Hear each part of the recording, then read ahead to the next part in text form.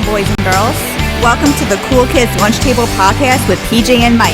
Now find yourself a seat at their table.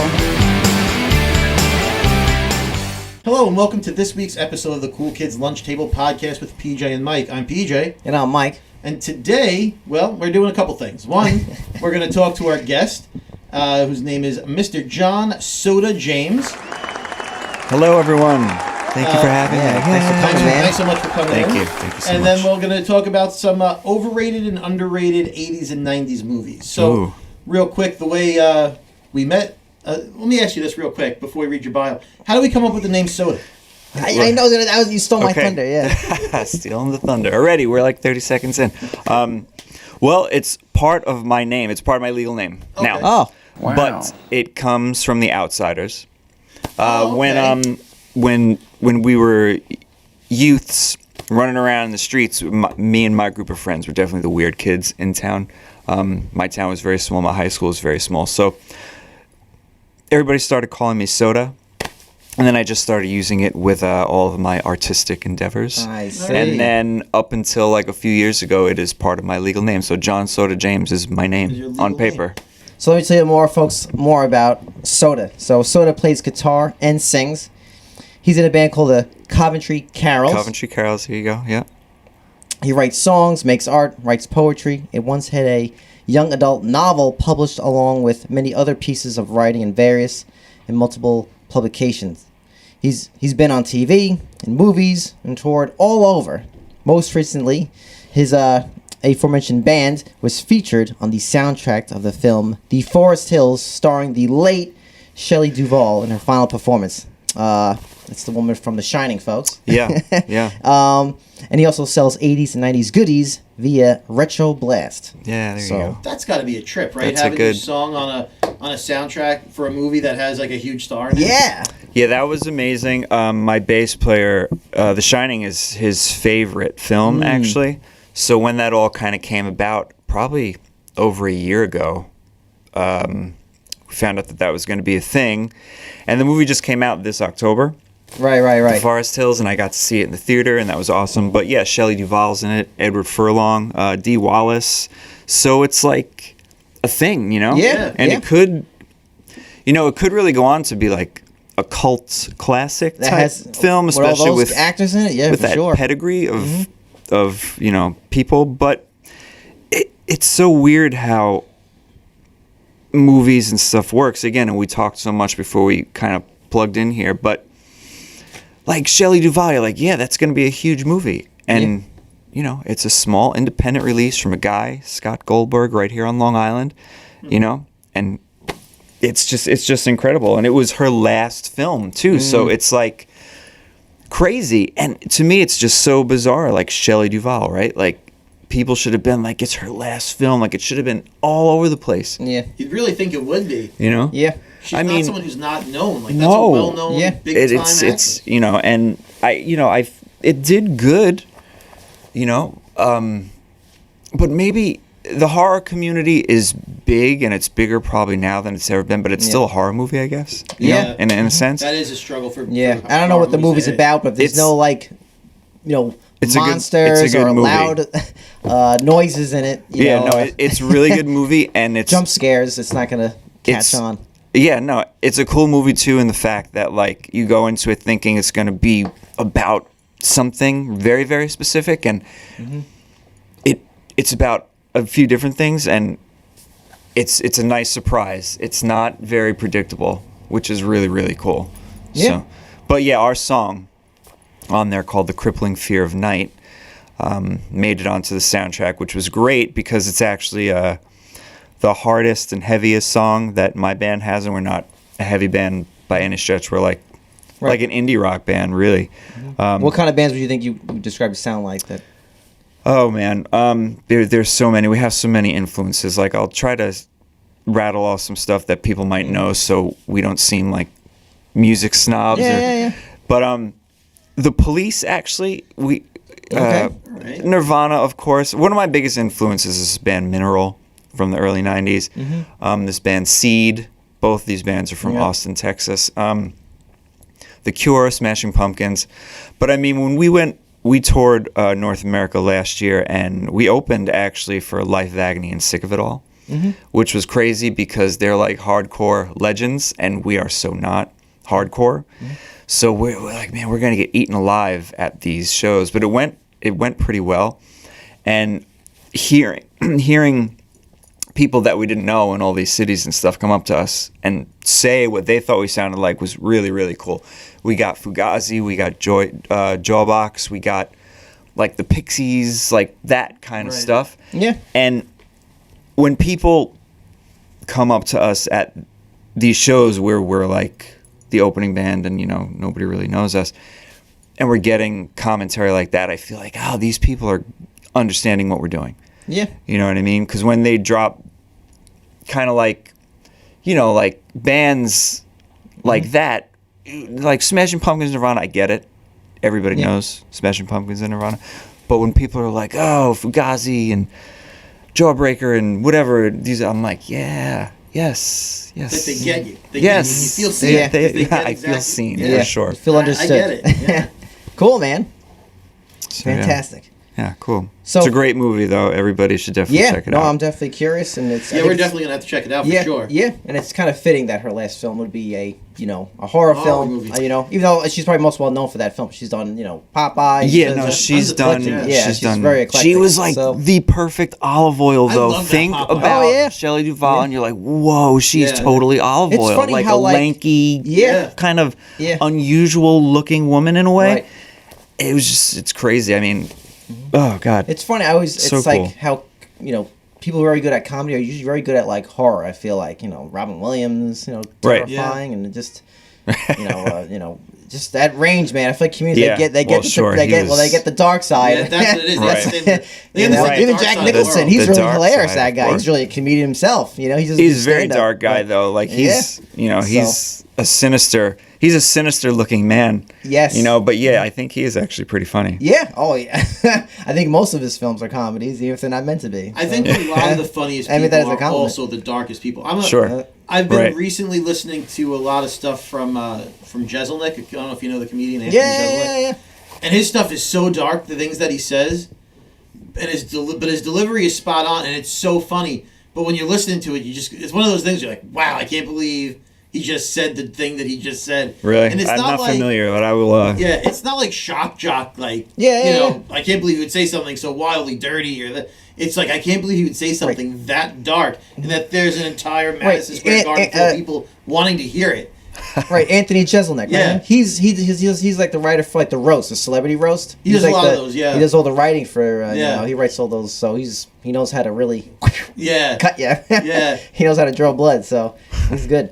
But we're gonna talk about some classics and maybe ones that might be overrated or underrated in our 80s yeah. and 90s.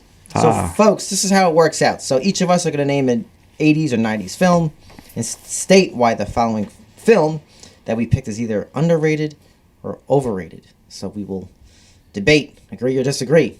So we'll start with Soda. Really? What's I get your to go first? Yeah, You get to go you're first. You're the You're the guest. guest. Well, You're the guest. So the funny thing is, now I was saying before, I got the memo, but like I sometimes go off the rails because I'm just like, Yeah, so it's okay. I even brought some physical media Beautiful. with me We love just to that. have.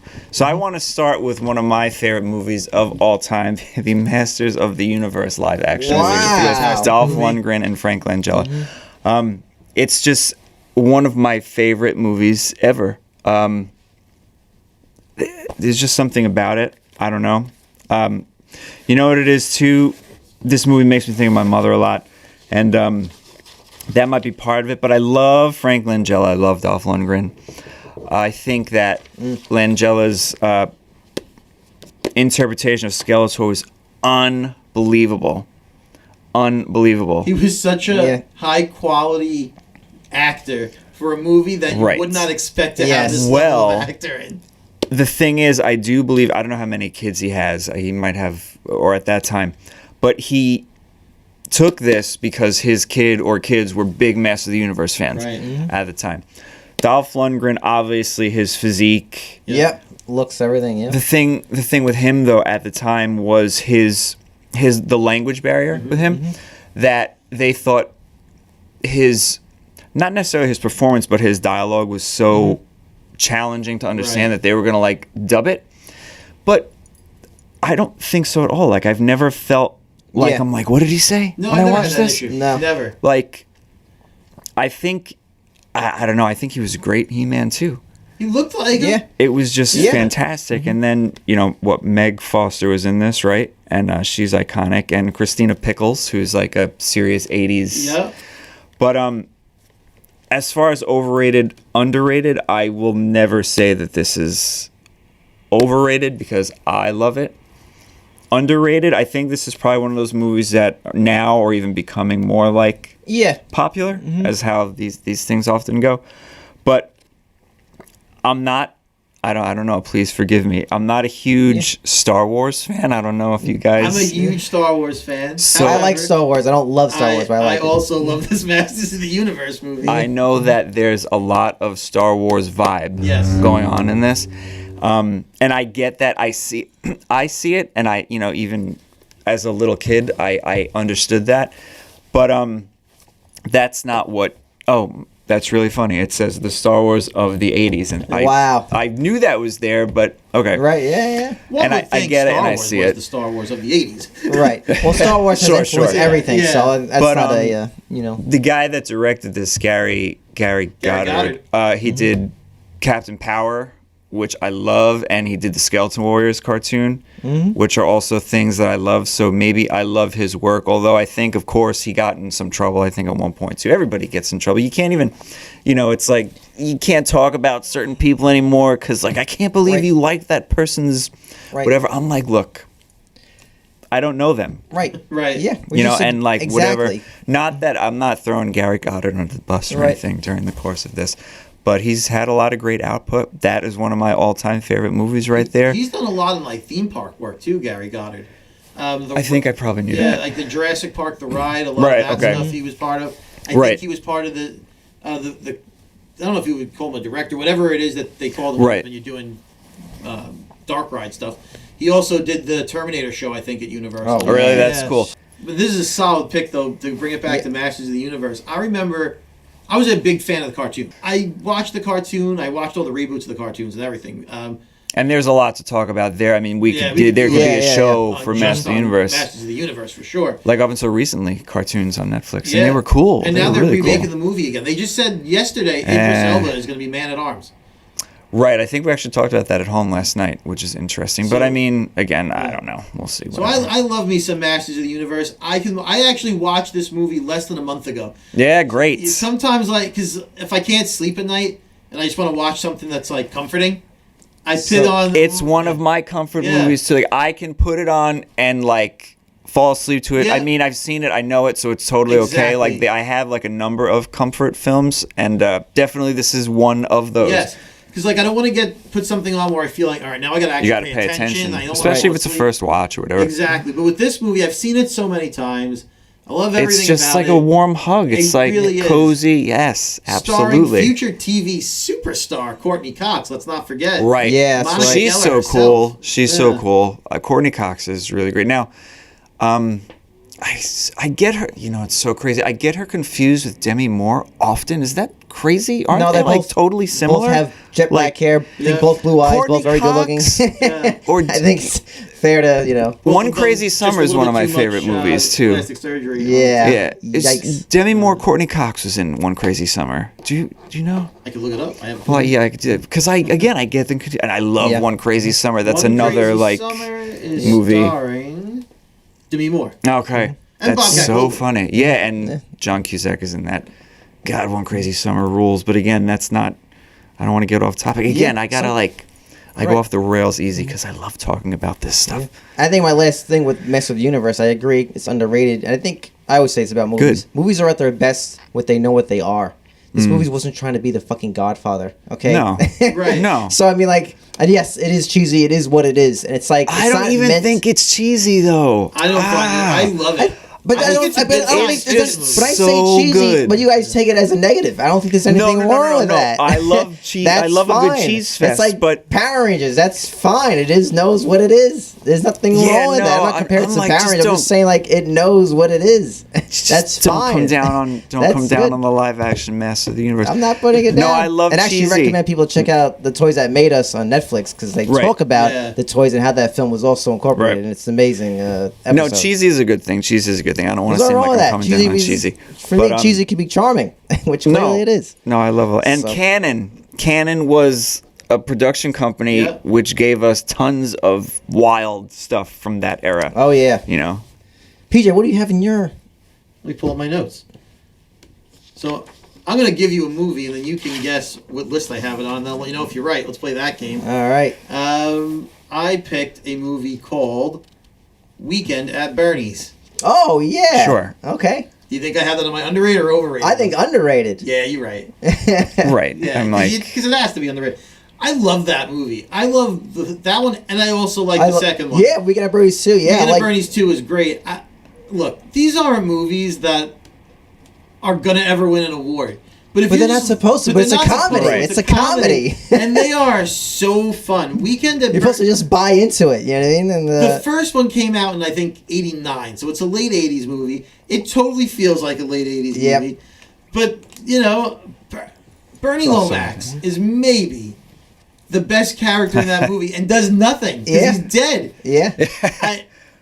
I love but that had to be a challenge, though. Oh, it had to be hard to act like more that. than anything else. Yeah. Like, just the physical comedy of that. And not being able to move your face. Like, how do you not... You guys getting dragged all around. Yeah. He can't move. He has to be a rag doll. I have both those on VHS, too. I love the first movie. And I have memories of this movie, distinct memories of this, just being in my living room as a kid, watching this with my brother. Yeah, dude. And we would just watch this movie. And I don't know why this was a movie we ever had on. It just was probably on, like, TBS. Right. Well, yeah, that was one of those movies that was probably on, like, HBO every, like, 8th hour of the day. Yeah. When, like... Yeah. Like, you know... It's funny you say, because my brother used to watch these movies constantly, especially the second one I feel like was always on HBO. The second one and we used to so impersonate, good. like, walking around the house like that. We would put music on, and we used to impersonate it. Like, and movies like that, though, they don't... It just doesn't happen anymore. No. And, like, comedies, whatever, like... Yeah. No. If it was made today, it would be on Netflix. It'd be totally stale. Yep. It'd be, like, very, like... I can't think of it. Just, like, blah. Just, blech, like, forgettable. It wouldn't have just the same feel. No, of course not. You can't replicate the feel of some of these 80s movies now. No, like the Police Academy movies. Oh, no way. My God, or, like, forget it. Impossible. Impossible. There's just something about that era. But the thing I love, I put Weekend at Bernie's, but really Weekend at Bernie's 2 should be on this list as underrated. Of course, also, yeah. Because that whole thing with like the voodoo and it just makes him dance. Yes. I could just put that on and laugh just constantly. Yeah. It's just so funny. It's stupid funny and it works so great. Yo, remember the second one where he's like underwater? They put like a treasure chest and they put headphones on. And they use that to like carry out the treasure. Like they can't. I haven't seen the second one. Probably it's like so absurd. Mm-hmm. Yeah, it's a good pick. The director for this is his name is Ted Kochev, and this guy, if you look at the movies that he has directed, right? Mm-hmm. I think I might have mentioned this on other episodes, but you look at him and you. Weekend at Bernie's is so funny and goofy and charming. Mm-hmm. And then the biggest movie this guy directed is First Blood. It's Rambo. Wow. Can you imagine the range it takes to direct?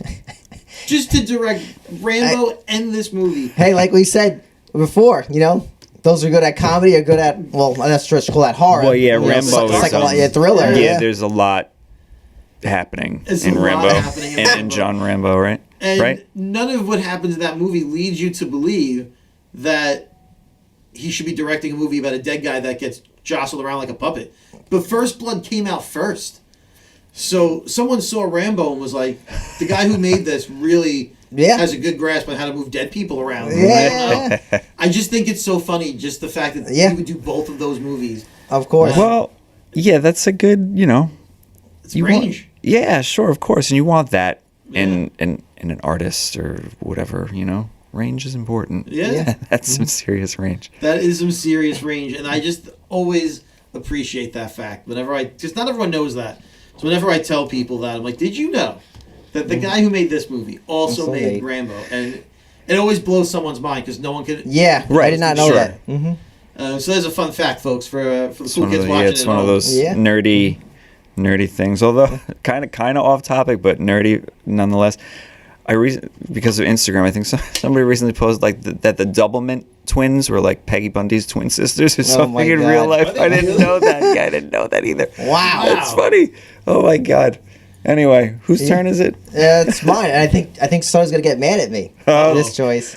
Here we go. So it's I think this movie's overrated. Love the book, hate the movie. 1982's The Outsiders. Oh man. Yeah. And so wait, you love the book, but you hate the movie? Yeah. And it's a phenomenal book. Yeah, the book is Hinton. Right. It's classic. For me, and I've said this in other episodes, I'm not a big fan of Francis Ford Coppola. I think he's overrated as a director. Yes, his fine. best films are Godfather 1 and 2, and the rest are very good, but they're not perfect films compared to like Scorsese, Friedkin, or Spielberg. The catalog. I don't even really think about that when I think of The Outsiders, because when I look at my stomach is growling. I don't want it to be. When I think of The Outsiders, I look at all those young dudes. Well, yeah, I was gonna say. Well, that are like the baddest mothers. Right. Happening. Well, right. I mean, the casting's the best part of the film, and then just to ramble it off, some of these are their film debuts. So Emilio Estevez, Matt Dillon, Tom Cruise, Patrick Swayze, Ralph Macchio, and Ms. Diane Lane. So, unbelievable. I mean, that's unbelievable. All those people are in one movie, right? And the casting, yes, is phenomenal, but the movie itself is boring. I remember, I loved the book. Really? I remember, seeing the movie. That's interesting. Wow. It just felt like it was just I don't know, something about it just felt slow. All right. And no, I'm not mad at you. I mean, clunky. I felt I don't know, just something about it. Just it didn't have it just felt stale. I feel I don't know. Really. That's not the worst movie of all time, of course, but I just feel it's not like this thing that people. I think people love the casting and the charm of they do a good job acting. Only that's the issue. I think the issue's not really the acting; it's really the directing and just whatever they're not capturing. I feel like what's in the book completely on film. All right, no, that's good, and that's a great debate. I mean, I think it's a really raw movie. Maybe because of all that youthful energy that's happening there from that specific group of people. Yeah, I don't have an issue with the acting. Like I said, it's really more I feel like pacing, something's off. It just feels like a interesting dread to get through. I think I will put that on soon because I probably haven't seen it in a long time. Mm-hmm. Yeah, that's a movie where I don't have negative feelings, positive feelings. I don't hate it. I don't love it. If it's on in the middle, and this is something we've said also in the past, in other episodes. You used to flip through stations to find TV shows a lot, and this is the kind of movie where if I was just flipping through and channel surfing, exactly, you would give it a chance. I would watch it, but it's not a movie where I'm like, well, I have to pick now what I'm going to watch because everything is streaming. Mm-hmm. I don't know that I necessarily pick it, but if it was on TV, I would definitely stop and watch it. Sure. If I came across it. No, that is one of those types of movies because I mean, there's a bunch of movies from the 80s that if you're for people that still channel surf, does that still happen?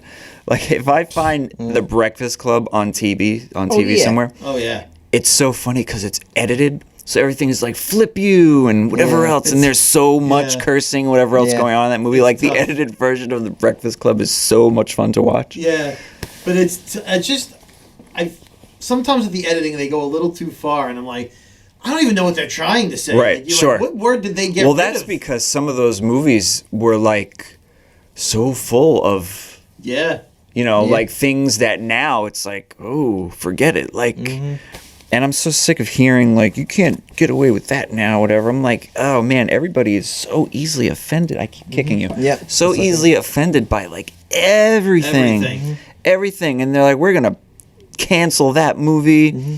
We're gonna pretend it was never made. Right. And a movie this person can't, I'm and a movie like The Breakfast Club is I went to school for social work. It's a movie we always show what group therapy is. Right. That's what that whole movie is. And it's that movie should really be shown the way as it was way it's intended to be. It's so therapeutic. It's a And I mean, exchanging validation. I mean, like you know, it's and John Hughes, right? Like, he's an important figure in pop culture history. Yeah, I mean, yeah. look at the movies, like Some Kind of Wonderful, which is probably one of the more like under the radar of Yeah. his batch of movies, is so important.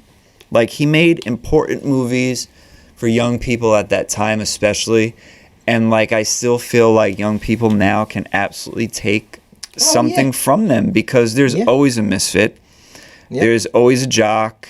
There's Yep. always, you know, like a princess. Yep. There's always a nerd. I mean, you know, these are, yeah.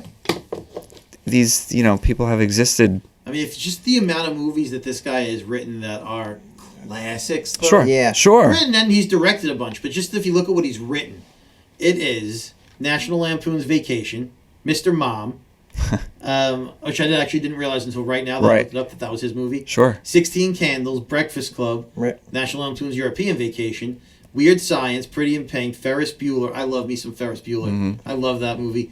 Some Kind of Wonderful, Planes, Trains, and Automobiles. Oh, man. Another Yep. great one. That just, Yep. I was reading something yesterday about that. There's like a 3-hour cut of that never Yeah. manifested itself. I want to see it. And that's, I mean, John Candy and Steve Martin, right? I mean, holy moly, man. Yeah. They don't make them like that anymore. Forget No way. it. So, just going back to like comedies, He you know. wrote 101 Dalmatians, the 96 one, so that's probably the live action one. He wrote Flubber. Yeah, Even see, I really- didn't know Yeah. that I had either. no He did the idea Home they were- Alones, right? He did yeah. the Home Alones 1, 2, and 3, I think.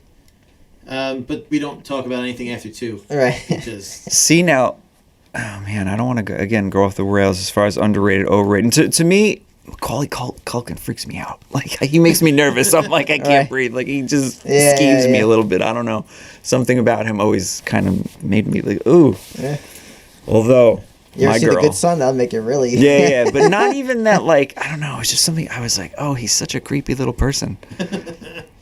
But he's cool. He's cool. You're the only one in the theater. You're like, yeah, stay up again. No, that I made my that family movie makes me cry. disappear.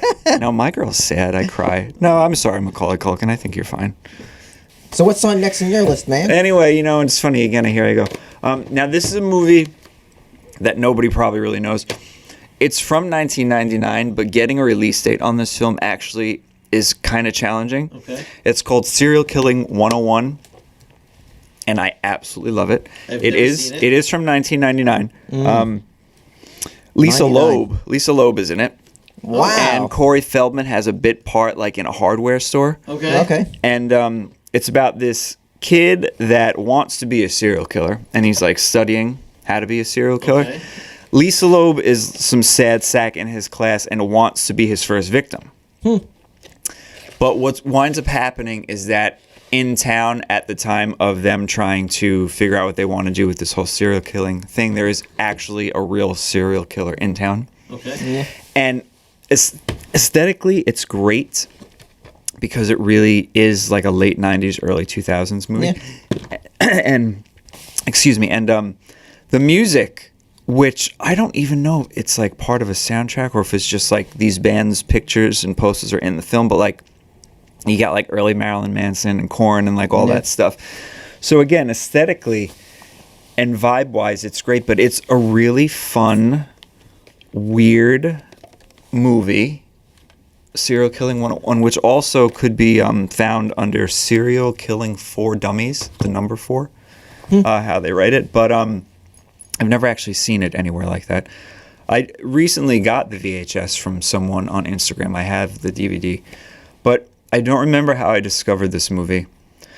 It might have been streaming somewhere a while ago, and I caught it, and I was like, holy crap, that was so good. And I just wound up like, you know, I'll champion this movie as like a very obscure movie that I think you guys would really enjoy. And I think like the nerdy, you know, it's like a horror comedy, I guess. Yeah. And it's done in like a great way that a horror comedy should be done. Because sometimes it's a hit or miss when it comes to that, I guess. Right. And it's just awesome. It's awesome. And I think Lisa Loeb is great. I love her, and she's just super fun and charming in it. And the main guy, Justin Urick, I don't know. Thomas Hayden Church is in it though too. He's one of my favorite actors, Thomas Hayden. Yeah, Church. well, He's great. you should check this out. I might have to because watch it's it. Yeah. really I like fun and sounds creative too. yeah, it's definitely not. This is more of like an obscure movie rather than an underrated, overrated topic, and I think that I think that's what I wound up like pulling off the shelf. Ones don't get enough love. Yeah. But yeah, that's kind of what I like to bring to the surface when I talk to people is more like, oh yeah, Home Alone, whatever, this, that. Like we know those, you know. Right. But I'm like, have you seen Serial Killing 101? Whether I don't think it's rated enough, period, whether over or under. I just don't think it's something that anybody knows, and I think that I don't know where you could find it. I don't think it's probably not streaming anywhere, you know. I don't know, but you know what? It's probably if it's Lionsgate. It's probably on somewhere. whoever owns that. Yeah. I guess Warner it's Brothers out there owns it. somewhere, right? I It's mean, I on. shouldn't- It's And there are very few things that aren't streaming somewhere. Yeah, I at this guess point. for sure. This one might make people mad also, but whatevs. The Goonies. You're gonna say overrated. I am 100% Yeah. going to say overrated on that movie. I get it. It's a staple of the 80s. I've said this, and I will say it. If we have another 7 million episodes, I'll say it 7 million more times. I hate movies where kids are the main focus of the movie. It takes me completely out of it. But I said this before with you though. I don't know how you like. I disagree with you with this pick. I know you do. I know you do. But I don't know how you like. I haven't even seen this. So I can't really fairly judge them. Is like the new Ghostbusters because those are all child driven. You know, Yes. the kid from Stranger Things. Things and all that The shit. only reason You know, that that's Ghostbusters why- movies work for me is it tugs at the heartstrings when it brings me a very old Peter Venkman, and I'm like, oh, he's still there. He's still Venkman. You know, Right. I want to see their story progress. The first look, I'll leave Frozen Empire alone for a moment. But when they did, what was it, Afterlife? That was the first one that came back, and it was all about Egon and the impact of his death and all the sentiment other stuff. there. The sentiment there pulls you into that story, and you're like, I want to see how this happens. I want to see what his family life may have been. Like, that's what hooked me on that, not the kids so much. Right. The fact that they would give a child a nuclear reactor makes zero sense in any situation, and it pulls me right out. It really does. But it's the other stuff around it, and it's because I have an emotional attachment to Ghostbusters. Right. But so what doesn't work for you for Goonies though? All of it. What? Okay, so like wow. you don't like how like I mean just like we talked about the Sloth used cast to of scare The the hell out of me. Outsiders is really great. But the cast here you have I get Josh it. Brolin's in Yeah, it. Josh you have Brolin, Sean Sean Astin. I know. Yeah, Corey Feldman. Corey Yeah. Feldman. We go through them you know. all. What's his face? No Time for Love. Dr. Jones. He's Yeah, in it. Kiefer- short rounds no, in it. Ke- I I can't want think to of say his name. Kiefer Sutherland, but I'm thinking of Stand By Me for whatever reason. Yeah, Because I'm yeah. like, do you hate Stand By Me then too? Not a big fan of We Stand By Me. did a Stephen King episode a few Yeah. weeks ago. Yeah, I and, saw we that talked too about it. on, It's, Not a big fan. I can't get drawn into a movie. So, but I feel like this movie has a little bit of like, you know, like Nah, it doesn't. like adventure, like it obviously has like adventure in there's it. Like plenty of adventure being had by children that I don't want to watch. you just don't like the children. You Get don't rid like of the children. You don't like Goonies, so you don't like it. I don't like it. All right. No, You don't that's find good. it funny? I used to That's like pee good. my pants as a kid, just watching like No, I find it like boring. That was called the No, Vicelli's. that's Like good. Yeah. It's good to hear that, Yeah. honestly. Like, I love Goonies, but I'm not mad at you at all. I'm I'm not like, mad, PJ. I'm kind of I'm like, not I love surprised. that. I love that you don't like Goonies. Yeah, It's totally cool. I will never watch it. If it's on, I will turn the station. I don't care about their adventure. Trouble, it's funny. He's fat and he dances. I get it. I'm fat. Well, I never thought that joke was that good. I always thought I don't remember his name. Short round in the film. I thought he was here like the booby trap. Yeah, the booby traps. You know, I was like booty traps. You know what I mean? Like, and then like you know, with the Vicelli's. You know that and he's like, you know, like, hey Mike, I go to the bathroom, and then they get caught there, and like, you know, he starts singing opera, and like, he's like. I can't get into it because it's a bunch of kids. He's like, there is really. I mean, the comedy in that movie's good, man. It falls flat for me because it feels just very natural. I don't like it because of the kids. There's only one movie about kids that has ever worked for me. The movie Kids. No. That's a whole different type of movie. PJ loves that movie. The only movie that stars kids as the main cast that has worked for me is Mighty Ducks. That's the only one. Okay. That's the only one that I will put on and I'll be like, okay, I get it. And I don't know why that one works for me so much, and the other one. What about the Little Giants? I don't hate it, I guess. I love Little Giants, man. I like it's Rick Moranis is in that one. Yeah, and Ed O'Neill. Al Bundy. Yep. And they're great. They're funny, but I don't know. And so when I watch The Goonies, and I'm just like, I just can't care about it. Yep. And the pirate ship, I don't care about this pirate ship. Let this. One Eye Willie. Okay. It does nothing for me. I think the audience for this movie is supposed to be kids, right? Because like wish fulfillment or whatever. I want to go on an adventure. Yeah. I want to find a buried treasure. I want to. Yeah. Whatever. Of course. I guess that's the point of the movie. But I think, and I don't know, and maybe someone should analyze me with that is professional, and they'll figure out what's going on in my brain. I don't know. For me, that was never a wish that I wanted to have fulfilled. I don't want to go on that. What, this kid didn't want an adventure? Yeah, I'm like, I don't really want to go on an adventure. I just want to do something like play video games, watch TV, and read comics. There you go. I don't. So And Luke this makes Skywalker sense. wasn't really your thing. PJ's His journey future was is- not. Who's my thing? Like Luke Skywalker, you didn't want to do his adventure. Luke Skywalker is one of my least favorite characters in Star Wars. Right? No, I'm just saying that. Star Wars is about adventure. It is. I'm fine with that, but I didn't want to go on that adventure. I don't think he okay. hates adventure, though. Right. Yeah, but Luke Skywalker was not my favorite character in the movie. The best character in Star Wars is Han Solo. Right. And he's an adult doing adult things. See, Star Wars is overrated. Oh my god. Star Wars is never overrated. I agree with that. Yeah. I know you so. do. But no. But you agree with me? Yeah. Yeah. Look, The first Anyway, we don't the need to- OT, that's yeah, a we whole don't, that's a whole other other thing. thing. there's plenty So- of Star Wars that is overrated, but the episodes 4, 5, and 6 are the best movies ever created in the history of movies. And then Interesting. yeah, Okay. especially Empire Strikes No, Back. I understand. I get it. Empire I get is it. a perfect movie. So- But back to this stupid Goonies.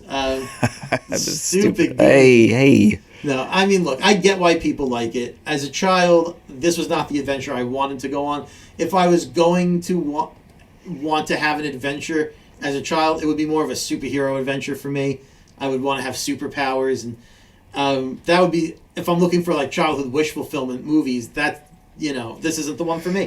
For It's my interesting. next one, I didn't realize this was directed by a woman, but I feel like this movie's totally underrated. Underrated. Yes, it's from 1985.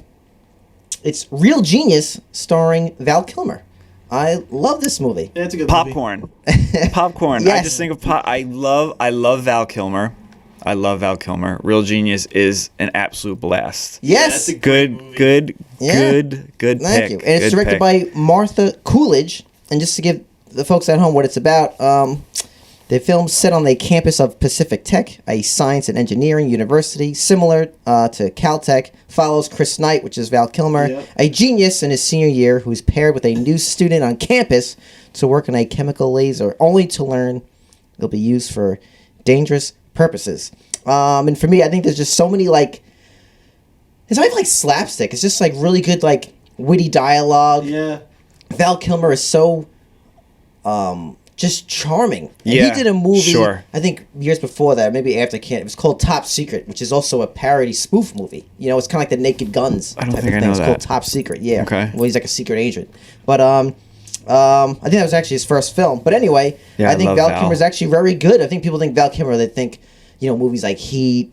I Kiss think Bang Bang Willow. Bang and Batman I Forever. think yeah, Mad yes, exactly. Mardigan. They think of him of that, or the Island of Dr. Moreau. Yeah. But he's actually a really comedic guy. Top Gun. Top Gun is great. So, Top Gun is great. and I just love this movie. It has just such a great energy. It's not super long. It's quick. I miss movies that are just, movies today are just too long. No matter what genre it is, they're just too long. These movies back in the day were like 90 minutes. Bam, and you just got Right. full story. 90 minutes, a little over that. Man, It's I just love Real perfect Genius. pacing. That's great. I totally Yeah. have to watch that again And really, really soon. The thing I'm also most thankful for this film is was back in the day, during the end where they're wrapping everything up, the story concludes, they play Everybody Who Wants to Rule the World. And that was my first time as a kid hearing that song. Now that Oh, song yeah. has taken, now it's an anthem. Well- but back Right. then, when that song was already out at that point. You know, Yes. what's it called? Songs from the Big Chair. Yeah, whatever it's Tears from, for Fears, songs from the Big yeah, Chair. so, those guys are. I mean, that song was already a iconic hit back then. songwriters. But that movie, my first exposure, I loved that song. I adored it. You know, and playing guitar, I always want to learn how to play it. Great guitar solo, great vibe, great drum part. Drums are crazy in that song. That album, if you listen, I mean, again, not to go off topic as far movies, music, whatever, but Yeah. that record, the Tears for Fears guys were probably in their early 20s when they wrote that. And you have to think that Yeah. came out of the minds Yeah. of like 22-year-olds, 21-year-olds. That record is so scary brilliant. It's crazy. Yeah. And the production on it, like, You're not gonna get that kind of production today. Forget it. The Forget it. authenticity of it. forget it. Sonically. It's perfect. Empire is a perfect movie. Songs from the Big Chair is a perfect record. Yeah. Anyway. So anyway, that's my choice. That actually Real made genius. me think of another underrated movie from the 90s, which is not one of my picks, but it's another Val Kilmer movie. I really like The Saint. Yes, Yeah. yes, Wow. yes. I haven't seen that movie in a long ass played time. so many crazy parts in that. Yeah, he and really he's does. amazing. How Yes. great is that movie? And You Elizabeth picked Shue that was- right out of my brain. I love Yeah. it. The Saint is awesome. But that's based on like an older show or something, Yes, isn't it? Yes, that is based on. Which I don't know, but that movie is so good. It is so good. Val is great. Yeah. I feel like we're getting a lot of vibes of comedies, which is cool. But so what do you have next on your list? All right, again, I don't see. So this movie's from 2000. That's but okay. Hey, If that it's happens, 24 years old, man. You figure that like it was probably filmed in like 99. Yes. Yeah. So It sneaks this in. is absolutely probably my personal favorite Dracula film ever. Okay. Dracula the Dark Prince, and it's way under the radar. I think it premiered on USA on Halloween night in 2000 or maybe 99. Right. But I think it's 2000. Again, I don't remember how I found this, but this movie I can put on every single day of my life. Aesthetically, it's wonderful, but this guy Rudolph Martin plays Dracula, and I cannot get enough of him. Like, I went on to like want to know more about him and come to find out Yeah. he was in like other stuff that I knew. Like, he was in Swordfish, he was in episodes of 24. He's a phenomenal Dracula. He's like a gorgeous man, and like he plays this part so well. Like, He's in a lot of great stuff, this guy. I'm just looking through his list and you said his name. well, he comes from like the theater first. Okay. Sure. So often when actors come from the theater 1st, it's different. Yeah. When they get Oh, on yeah. screen, Yeah, yeah. it's different. Oh yeah. And like right away, I could tell. I was like, that guy was a stage actor first, Oh yeah. hands down. And when I went to like study about Rudolph, he was. This movie, I mean, it's like Vlad the Impaler, you know? Yep. Yep. I think it's a great period piece. If you want to go there, I think Yep. it's a great period piece. I think, and Peter Weller's in it. Peter Weller's great. Oh wow. Wow. I think as far as like Dracula films go, like I took knowledge from this that I didn't have as far as like Dracula being just like a vampire scary guy. Like I took history Right. from this too. And I think that's what does it for me. Right. Is like I love a really good period piece, and I think that's what hooks me even more here than like being a vampire centric thing, Yeah. because I love vampires too. But Dracula the Dark Prince, which I also think is also known as something else title wise. It is known as Dark Prince, the true story of Dracula. Okay. And yeah, the Okay. true story. Sure, I feel like this is like one of the more authentic Right. tellings of the tale of Vlad the Impaler before he became this Right. scary vampire figure that we know as Dracula. Yeah. Also, Heavily, not the heavily only time he's recommended. played Dracula. Rudolph Martin. Yeah. Really? Twice. Did I Oh. know that? Tell me. So I was might like, know I need this. it. I need that. You need the information. He's played Dracula in the television series Buffy the Vampire Slayer. Yes, right. Wow, my God, right. That's amazing.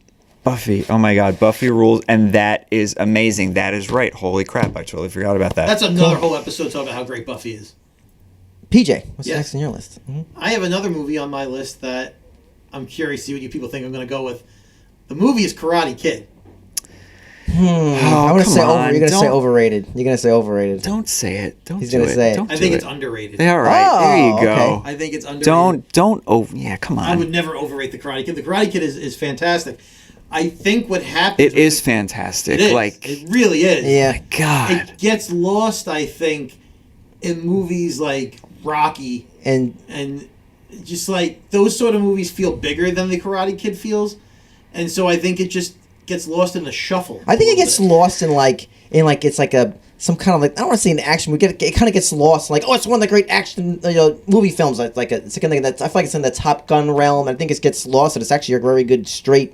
Yeah. Right, You know, it is a good story. It's a really Yeah, good story. that's what it is. It's I think the- it gets lost with it this gets other lost like with the other the movies that 80s came like out. nostalgia. Yeah. This is not really. That's exactly treated what I think as it is, a and movie, that's as why a I piece put of it as work. underrated. And I think it's getting its love now. It's finally With getting Cobra its Kai, flowers though. with Yeah. Cobra Kai. Yeah. Sure. But the original movie, And I love Cobra Kai. I Love hope, it. right? Love it. Yeah, It's yeah. almost one done. of the best shows on Netflix. But They have done that so well, and they've taken such good care. yep, And we're only missing, I think, Hilary Swank. that's the only person. Come on. We have one part left. Bring her in. Come What are we on. doing? Like, How you is she have not to. going to be in Even if he, like, bumps into her at, like, Some Starbucks or something. somewhere. Yeah. The fact Like, that she's do I not know in it. you? You know, like, Right. it's just a stupid thing in Something. passing. You don't even need to write her in there. Just put her in, like, a friggin' supermarket, Yeah. knock her watermelon out of her hands or something, get her Right. in there. Have her as a judge at one of the 17 million Yeah. karate I totally tournaments. do not hate the new Karate Kid, like the Hilary Swank Karate No, Kid. I don't Like, hate I don't it hate either. it. I don't hate it either. But anyway, I didn't like that. Yeah.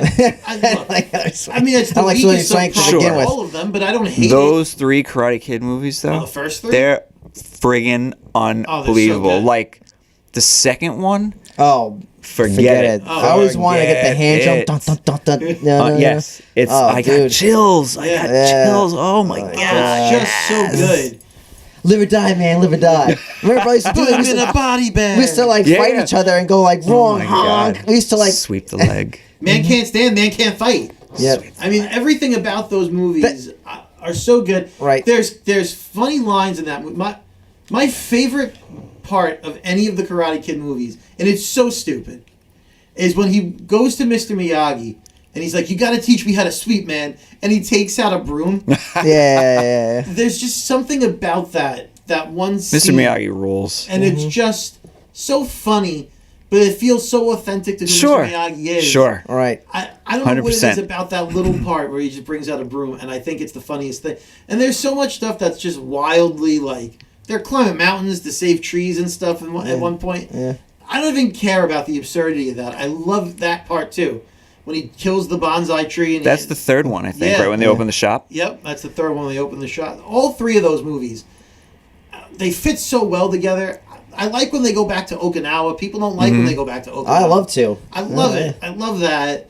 But the first movie, just to focus on that first movie, I mean, from beginning to end, it's a heartfelt story. There Yeah. is some, I mean, you want to call it, I wouldn't call it action, but there's tension between Yeah. those. Well, there's build up. Yeah. You were waiting for that tournament, man. When The it was whole finally, like movie. you felt like you were in that tournament. You felt like a spectator watching. Yeah. You felt like you were in the audience watching that fight happen. The Like, fact that LaRusso you know? cheats to win and gets away with it is mind-boggling. all right. But Yeah, not- is he's the bad guy He's though, the right? bad Like, guy. isn't Yeah. that kind of Isn't like the that- thing? I mean, I know that's always been like a joke on the internet. Like, Yeah. he's been the bad. He really kind of was the bad guy in that movie. He's the new. He's kid. such a wet blanket in Cobra Kai though too. Yeah. Like, anyway, But it's. But- I mean, Cobra Kai. Look, I always prefer Johnny over LaRusso. Johnny is unbelievable. Unbelievable in that show. Unbelievable. And you almost got to feel bad for what's his face. I can't think of his real name. Macchio? Ralph Macchio. Because there's no one knew that Johnny Lawrence was that great of a character, or what's his face, Billy Zabka. Yeah, was he's that great. great of an actor. I don't think. Yeah. So you put him in Cobra Kai now, and he just overshadows everyone with how relatable he is, how authentic his acting comes across, how funny he is. There's the scene, I think it's the first season of Cobra Kai. I think it's the first season, where they put him on a dating website.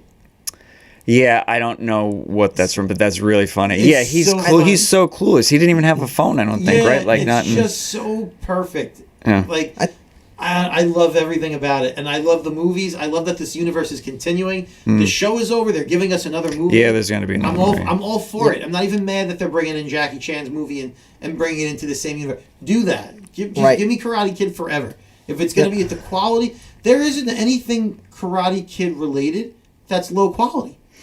Are we not going to talk about The Elephant in the Room, which would be like the Jaden Smith That one? movie is not nearly as good as the originals. It's not a poorly made movie. It's not poorly made, but it's not good I either. am not anti-remake at all. I'm like, you know what? Like you're saying, like give me more of this old school stuff.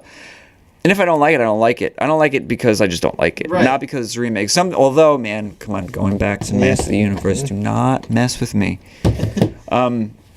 I'm not anti-remake. In fact, some remakes I think I like more than some of the original things. Karate Kid's probably not one of those remakes. No. Right. But I don't think it's I think that bad. was a horrible I don't think thing. it's a bad movie. If the original Karate Kid never came out and you watched the Karate Kid and it was Jaden Smith's movie, you may not have the same affinity towards it as the originals because it's not as good. Of course. Look, the one with Jaden Smith, it's not a bad movie. It's forgettable. Right. The one with Sure. or the one with Macho, and I think he's gonna get is I can't think of his Mr. Miyagi. You know, I can't remember the man's Morita? Pat. Yeah, Pat I mean, Morita. there's a The movie. best. I think the best part of that movie, he felt like everyone's like grandpa. I think it could have been very easy to get an actor to make like he's a kung fu master, or he's gonna like be funny or wacky. But the point when I think he goes on a date and he goes on prom. He gives him one of the keys. He goes, pick any car you want. I bet you felt like, oh my god, like dude, like to me that's the spirit of that movie. Is that scene right there? Not the kicks and not them running around. That's absolutely. It's that true. scene that makes the movie feel like at heart and like And honestly, that's heart is what makes the movie Miyagi Dojo in Cobra Kai so important to the LaRusso family because that's why he is who he is. It's not the fighting; it's the life lessons that Miyagi taught Daniel LaRusso that makes him just want to keep Miyagi-Do going and bring that to other people. That's the reason for it. And look, I just think that whole franchise is underrated. The first movie gets lost in the shuffle of the 80s unfairly because it's one of the best movies of the 80s. One of the most underrated movies of all time. That's cool. Yeah, that's great. I'm not gonna fight you on that. I mean, I love the Karate Kid. Yeah.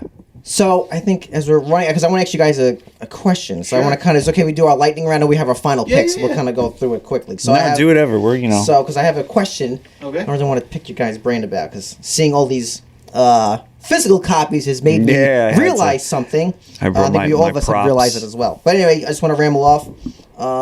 Underrated, I think, is 1994's Blank Man with Damon Wayans. I have that on my and list. David Alan Grier. I have it on my list. How is this movie not more loved? I don't understand This movie is funny. It's hilarious. Like, it's somewhat, I don't know how people think it's offensive. Like, In Living Color was offensive. You had In Living Color is unbelievable. Damon Wayans had a character called Handyman, which was a character who was basically mentally handicapped, and that was definitely offensive and also funny. And I don't see that disrespectfully. It was right. However, this movie does not make fun of those type of population. It does not. This is just a goof on movies like Batman and such like that. But I don't know why people like. If this came out now, this would be a huge hit. Oh yeah, huge hit. And somehow Venom had a trilogy. How does Blank Man not have a trilogy? But anyway, this movie is hilarious. My brother and I still quote this movie. It was always on HBO. But yeah, put Blank Man. My next one I think is also underrated. I think you might like this film. Airborne, the movie with inline skating. Oh my gosh. I had it on there. I have a photo of that saved in my phone as a reminder. I love this movie. Was that a Disney Channel original movie? I don't think so. I think it was DCOM? actually released in in theaters. Oh man, that reminds me of this movie called Brink, though, yes, which is another. Yes, I'm sure that is. Yeah, that's I'm sure that's a DCOM movie, and all I don't know. over the past year or two, I have been like deep diving on those DCOM movies, those Disney Channel original movies, like Don't Look Under the Bed. Yep. Phantom of like the Cineplex. I mean, they're so good. Yeah. They're so good. Yeah. It's Yeah. crazy. Yeah. They're so good. But with Airborne, that's so like funny. I said, some That's great. notable things. Seth Green was in it, a young Seth Green, a young Jack Black. And look, this isn't mind-blowing. Basically, it's like a fish out of water thing. A guy from California moves to like Michigan, tries to fall in with the, just wants to just assimilate to the town, the neighborhood. He's not like a nerd. He's actually good-looking. Mitchell Guzman. He's got swagger. He's just a fish out of water guy. Anyway, he ends up befriending this group of guys where they have like I guess you should say the more rocker guys go against the more jocks, and at the end they have to do a showdown down Devil's Backbone. They basically have to do this inline skating race. Yeah. And the race is the best part of the movie. Well, and that's I love like how that rad too with Hell Track. Yes, and exactly, and I just love how the ending itself is just worth to watch, and it's only about 9, maybe definitely under. There 90 you go minutes. with the 90-minute movie. Yeah, that's your jam. Yep. Mm-hmm. And I'm I pretty sure understand that. Stuart Copeland did the soundtrack, the score, the guy, the drummer from the Police. Yeah. And like I said, just continue my lightning round. This is just my last overrated film, Independence Day with Will Smith. I think it's the worst film, but I just find it Overrated, you're saying? Yeah, Okay, overrated. good. I find Will Smith is rewatching like, it forget is. about I think Will it's Smith not- is overrated. Yes. Yes, and that's set on the hate train of what he did to Chris Rock and all that. No. But No. No, he that was was- overrated before that. Sure. Yep. But underrated, I put specifically Short Circuit 2. I think Short Circuit 2 is better than Short Circuit 1. Short Circuit 2 is awesome, and it's funnier, and it's better. Honey, I Shrunk the Kids, I feel like that's a movie that's kind of got lost in time. That first one is amazing. Sure. I mean, what a great... It's awesome. I just love Rick Moranis. Though. Yeah, of he's course. great. I think he's such a And it's such a fun movie to watch. cool And Rick guy. is- yeah, I mean... I put Batteries Not Included. Okay. I was always Wow. on Channel 11 as a kid. Actually, we talked about John Hughes before. I love National Lampoon's European Vacation. Yeah. I love that one. That doesn't get enough I'm love. so not ready for the lightning round. You might have to skip me if it's my turn next. This That's is okay. you're really ready. And then I He's put, always prepared. and I feel like this movie does not get enough love. I don't know Okay. why. I think it's underrated. Is Interview with the Vampire. That's Okay. with Tom Cruise and That's another Antonio wild Banderas, Brad cast Pitt. of, like- I mean, I don't know why that movie should be worshipped on Halloween. I mean, I my like that movie God. quite a bit. No, I mean, do it's like that movie, awesome. too. At the end, they're like I lighting people couldn't on get fire. into They're the TV slaying. show that they made of it I mean, recently, but the damn. movie I like. Yeah, I don't even think I watched that. I but- quote the movie all the time, and then I think I talked about this in the past, but I didn't. I think it's. I don't think it's. I'll just say this. I think it's overrated. I think people just not a lot of nostalgia is Hook. I never loved Hook. I feel about that movie. I know. I just felt it was I always love like. that movie. I feel like I Hook, just. yeah. I love Yeah. like what's his face? Dustin Hoffman as Hook. He's cool, great. but something about that movie just. I know you don't like that movie. Something about that. I Something, love, see, that movie I like. And it has kids in it. Tim and I still Curry's like in that, right? Tim Curry is he not in Hook? I don't Or- think. I don't know Tim if Curry. Robin I know Bob Williams. Hoskins Williams in is it. Peter Pan. Yeah. Oh, you know what? Dustin- I'm thinking of the Peter Pan and the Pirates cartoon Yeah. that Oh, Tim Curry voiced. Yes. Holy Yeah. shit, that's a cartoon. Peter Pan and the Pirates was a cartoon. Oh man, we have to do a cartoon one. Have me back for like a cartoon thing. Absolutely, whenever you Yeah. want. Yeah. PJ, we'll go back to soda. All right. Any just a quick I lightning have round? some quick hits. Yep. Overrated movies. I have an 80s movie and a 90s movie. Yep. I'll start with the 80s movie because chronologically that's how it goes. Dirty Dancing. You're gonna Completely overrated. I knew you were gonna say that. Completely overrated. I think it's a fine movie, right? There's nothing. I know people are, you don't like your guy. No, that's not why. I just feel like it's very boring at a lot of different parts of that movie, and I'm like, after a while I don't need to see that long of a dancing montage of her on a log trying to do a two-step. I don't care. I don't care. That movie for me, I find long and drawn out Really? and boring. I think it's it's well made or whatever, and it's not even badly written. For me, it just falls flat. Right. I understand. Yeah, I love that movie. I think it's for a movie like that. I think it appeals to both men and women. That's a movie that can easily fall. Like I feel like. Well, the Sways. I mean, come on. Yeah, exactly. I feel like I guess to compare like Pretty Woman, I find very boring. Okay. I don't find that movie very charming. I think the movie's overrated. I think Dirty Dancing's better. See, I would rather watch Pretty Woman. Because you want to watch Julia Roberts on Hooker Boots, okay? Right. Well, of course. Why wouldn't I? Right. Someone else. But I who's understand. No, I overrated understand. I is Julia understand. It's not a Roberts. bad either one. Either way. I Yeah. understand. I understand. And my 1990s lightning round pick for overrated movies is is probably controversial. I do not like the Titanic. Oh, okay. That's yeah, fine. I mean, Yeah, so many people just love that movie. You know, I don't care. I don't even I care think- really. About I think we that talked movie. about this in the past. I'm trying to recall. 97 for Best Picture was Titanic. L.A. Confidential. I'm pretty sure. What the hell was in 97 too? I think As Good as It Gets, I want to say. That's a really good movie. I love it. That's Speaking one of of my favorite Jack movies. Nicholson Yeah, earlier, he's yeah. one of 1997 Best Picture nominees were. I don't think it was 97. Maybe it was 98. Oh, that makes sense. It might have been 98, right? Right. Because Well, that year, I know it was Yeah, L.A. yeah. Confidential, all that crap. it was Titanic, The Full Monty, Wow. Yep. L.A. Confidential, Yep. As Good as It Gets, and the one that I thought was the best was Good Will Hunting. Yes. I mean, wow. I mean, it beat. I mean, my God, it beat.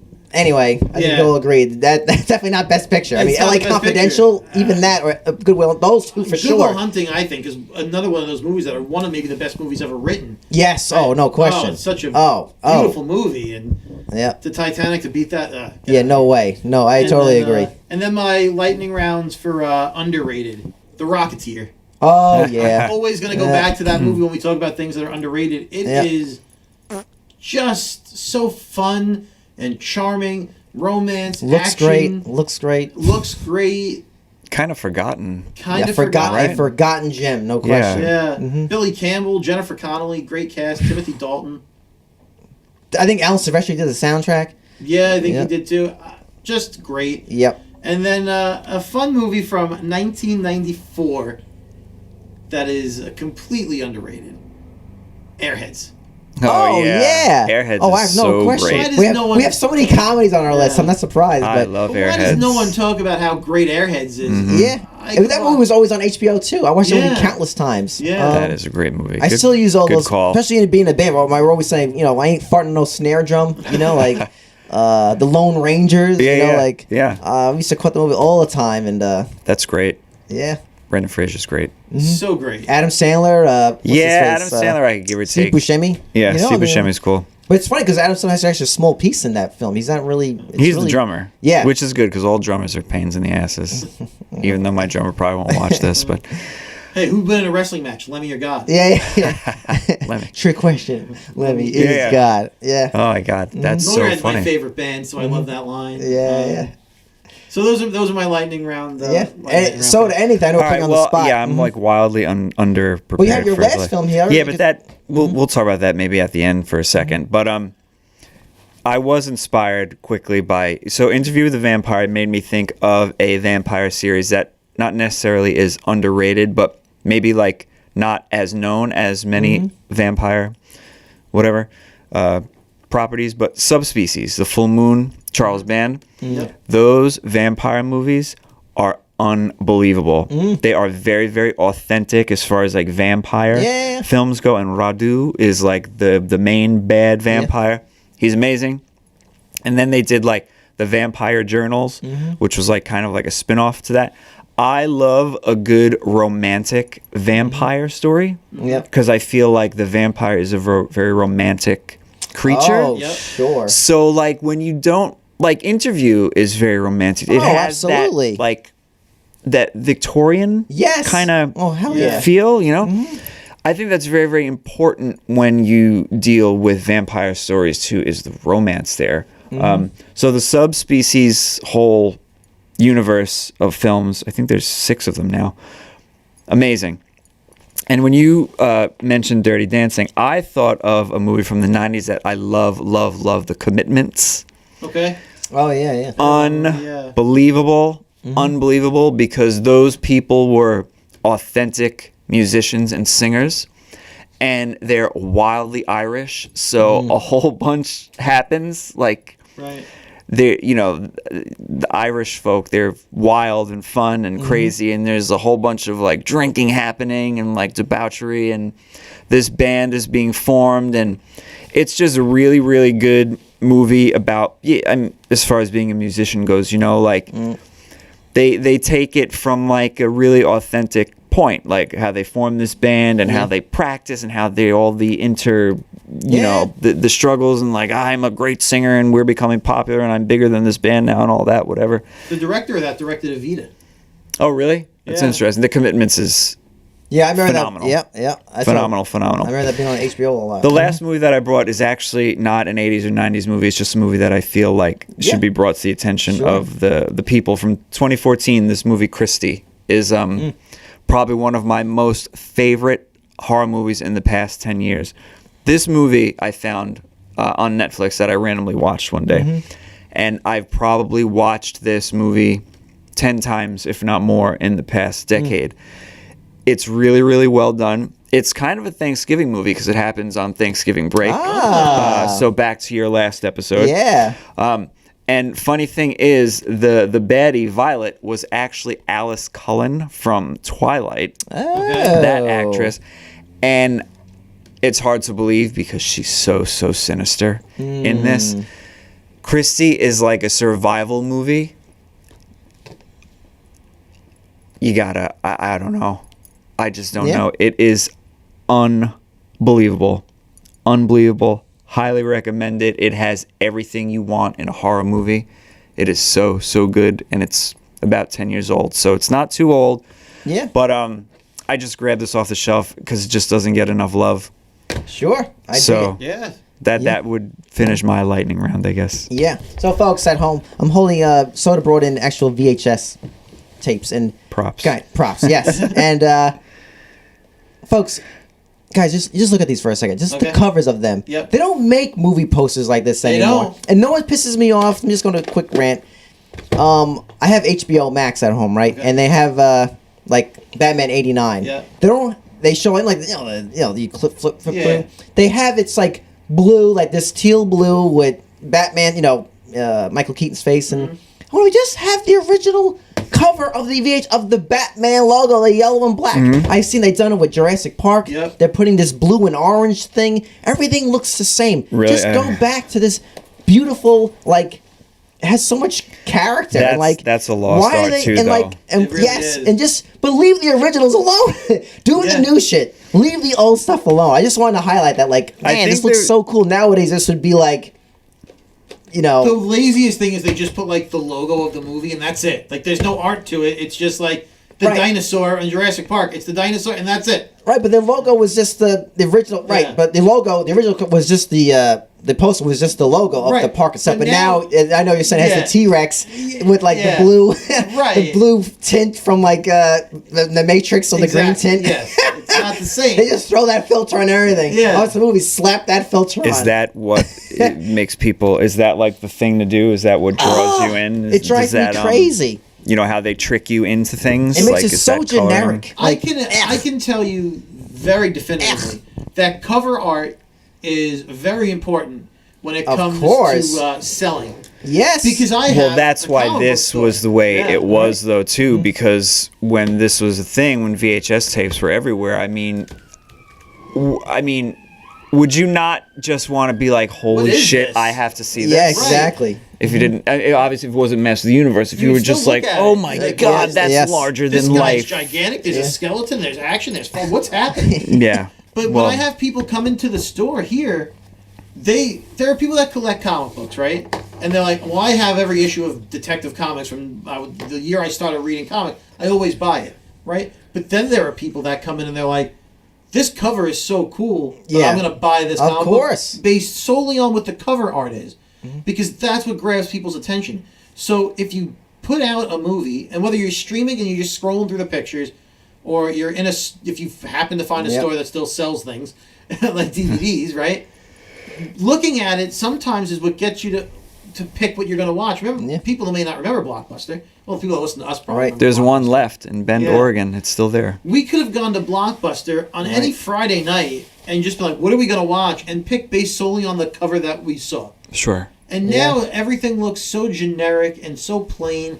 Yeah. I don't know what I want to watch because nothing is drawing me in. Yeah. And I don't always have time to read the synopsis of the movie. Well, even if something looks eye-catching, whatever, the artistic integrity is not what it once was. Because, like, I mean, now we're like, I want something to look like this, 6 words, AI, there it is. Yeah. And it's like you have this brilliant pop.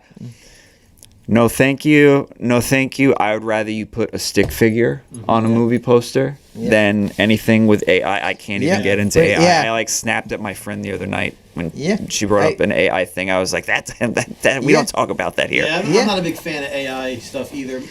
I know artists. That's a and then dangerous artists, thing. yeah. It's You're putting dangerous artists thing. out of work.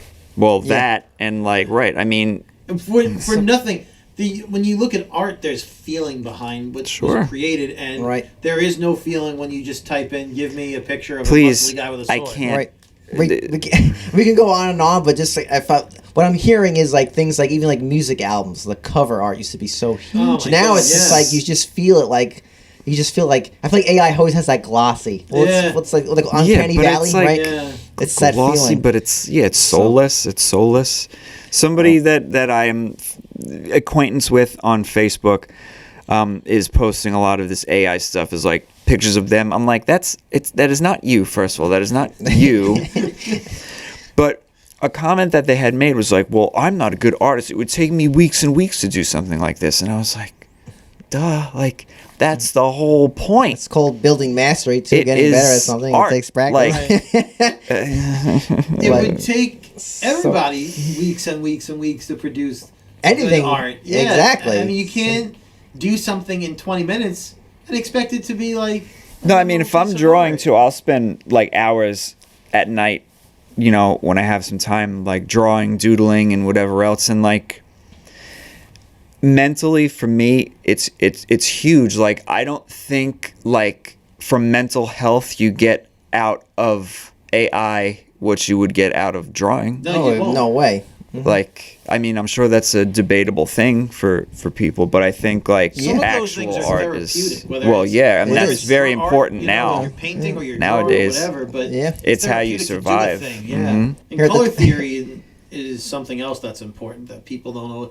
You know, you say they always have that same blue sort of tint. Oh my God. There's no color theory in the decisions they're making. Like, certain colors produce a certain feeling in a person. And if you just... slap blue, orange... It doesn't do anything, So it was a pleasure having you on. Thank you so much. This was show. great. Now, we could do this all day. Yeah, where can people find you? Tell us more about where your music. Well, I mean, if you want, I mean, for me, I have officialsoda.com as my website, and there's a lot of stuff on there. It's like a good trip down memory lane if you want to check out some old stuff, some new stuff, and see things that I've done or created or whatever.